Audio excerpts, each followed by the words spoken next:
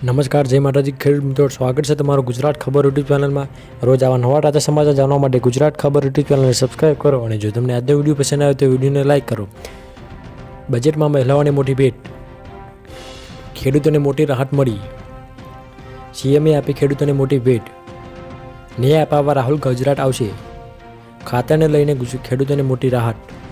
આજે અહીં પડ્યો ભારે વરસાદ, આગામી 3 દિવસ ભારે સાવધાન। BSNL ટાટા ખુશખબર, રાજ્ય સરકારનો મોટો નિર્ણય। 200 ખેડૂત નેતાઓ રાહુલ ગાંધીને ગમરશે, ફરી દે માફી અંગે સમાચાર। 2000ના હપ્તા માટે કામ ફરજિયાત। આજના પહેલા અને સૌથી મુખ્ય સમાચારની વાત કરીએ તો બજેટમાં મહિલાઓને મોટી ભેટ। મોદી સરકાર પોતાના ત્રીજા કાર્યકાળનું પ્રથમ પૂર્ણ બજેટ રજૂ કરશે। બજેટ 23 જુલાઈએ રજૂ થવાનું છે।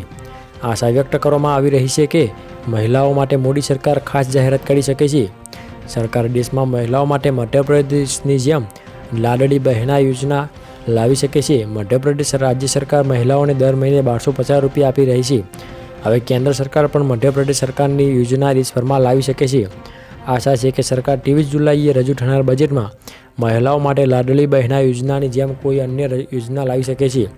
સરકાર બજેટમાં ઇન્કમટેક્સને રાહત આપવાની સાથે કિસાનો, યુવાઓ, મહિલાઓ અને મોટી જાહેરાત કરી શકે છે। સરકાર મહિલાઓ માટે યોજનાની જાહેરાત કરી શકે છે। સરકાર મધ્યપ્રદેશની સરકારની લાડલી બહેના યોજનાની જેમ નવી યોજનાની જાહેરાત કરી શકે છે। ખેડૂતોને મળી મોટી રાહત, ખેડૂતોની લોન માફી સમગ્ર દેશમાં સૌથી વધુ ચર્ચિત વિષય છે। તેવામાં તેલંગાણામાં ખેડૂતોની લોન માફ કરવામાં આવી છે। તેલંગાણાના CM રેવંત રેડ્ડીએ લોન માફી યોજનાની જાહેરાત કરી। તેમણે કહ્યું કે 11 ડિસેમ્બર 2018 અને 9 ડિસેમ્બર 2023 વચ્ચે લોન લેનારા ખેડૂતો માટે 2 લાખ રૂપિયા સુધીની લોન સંપૂર્ણપણે માફ કરવામાં આવશે। આ પહેલાં ઝારખંડ સરકારે પણ ખેડૂતોની 2 લાખ રૂપિયા સુધીની લોન માફ કરવાની જાહેરાત કરી છે। સીએમએ આપી ખેડૂતોને મોટી ભેટ, ગુજરાતમાં બાગાયતી પાકના ખેડૂતોને આધુનિક કૃષિ પદ્ધતિઓના લાભ મળશે તેની જાણકારી CM ભૂપેન્દ્ર પટેલે ટ્વિટર ઉપર આપી હતી। તે મુજબ ગુજરાતમાં અસર રહેલી દાહોદ, બનાસકાંઠા અને ગાંધીનગર જિલ્લામાં આમ કુલ 4 બાગાયતી પાક માટેના સેન્ટર ઓફ એક્સેલન્સ બનશે।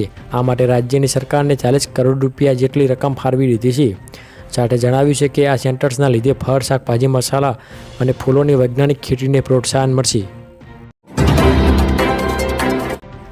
ન્યાય અપાવવા રાહુલ ગુજરાત આવશે, રાહુલ ગાંધી ફરી ગુજરાત આવશે। ગુજરાતમાં 1 થી 15 ઓગસ્ટ સુધી ન્યાય યાત્રા યોજાવાની જઈ રહી છે, ત્યારે રાહુલ ગાંધી ન્યાય યાત્રામાં સહભાગી થશે। 1 ઓગસ્ટથી 15મી ઓગસ્ટ સુધી ગુજરાત કોંગ્રેસ ન્યાય યાત્રા જોડશે। મોરબી, ઝુલતા પુલ, રાજકોટ, વડોદરા, કરણી તળાવ કાંડ, સુરત તક્ષશિલા કાંડ જેવા અનેક બનાવોના પીડિત પરિવારોને ન્યાય અપાવવા કોંગ્રેસ ન્યાય યાત્રા યોજશે। ખાતાને લઈને ખેડૂતોની મોટી રાહત, કેન્દ્રીય ગૃહમંત્રી અમિત શાહે આજે ગાંધીનગર ખાતે સહકારી દિવસની ઉજવણીમાં ભાગ લીધો હતો। આંતરરાષ્ટ્રીય સહકાર દિવસ નિમિત્તે તેઓએ દેશમાં 2 લાખ પંચાયત ઘરોને અપેક્ષા સાથે જોડવાની જાહેરાત કરી હતી।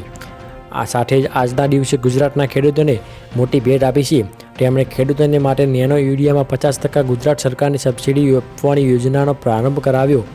અમિત શાહે નાણાકીય વર્ષ 2024-25માં સરકારની AGR2 યોજના હેઠળ ખેડૂતો દ્વારા નેનો યુરિયાના ખરીદી પર 50% સહાયની યોજનાનો શુભારંભ કર્યો।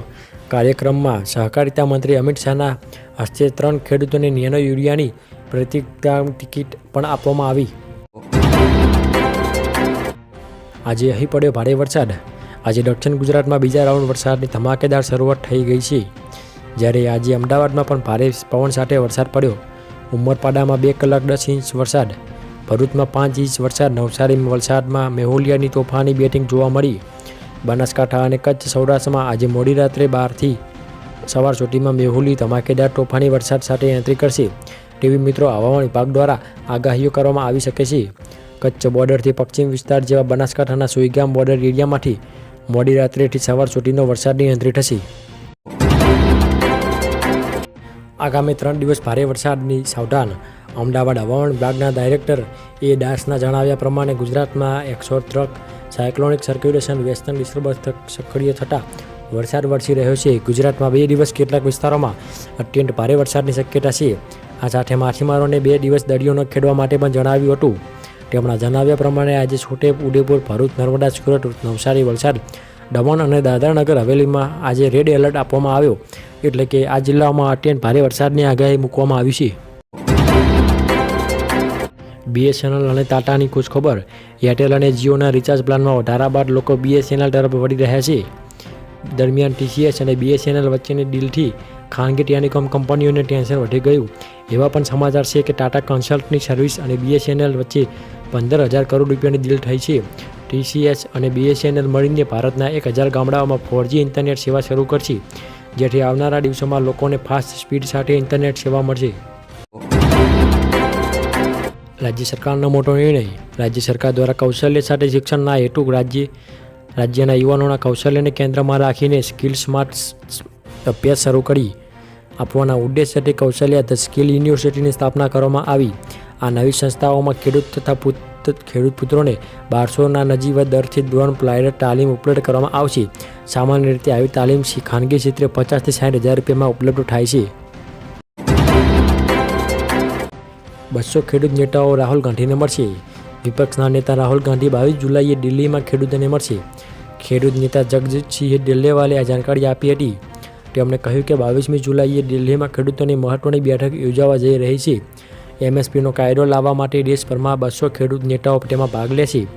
ખેડૂત નેતાએ કહ્યું કે સરકાર એવો ભ્રમ ફેલાવી રહી છે કે જો MSP કાયદો ગેરંટી બની જશે તો લાખો કરોડ રૂપિયા ખર્ચ થશે. ફરી દેવા માફી અંગે સમાચાર. ગુજરાતમાં લાખો ખેડૂતો દેવામાં ડૂબેલા છે. ખેડૂતોએ 1 લાખ કરોડથી વધારે રૂપિયાની લોન લીધી છે. ગુજરાતમાં 47.51% ખેડૂતોએ લોન લીધી છે. દેશના ખેડૂતોની વાત કરીએ તો દેશના 16 કરોડ ખેડૂતો પર 21 લાખ કરોડ રૂપિયાનું દેવું છે. દેશમાં સૌથી વધારે દેવું રાજસ્થાનના ખેડૂતોના માટે છે.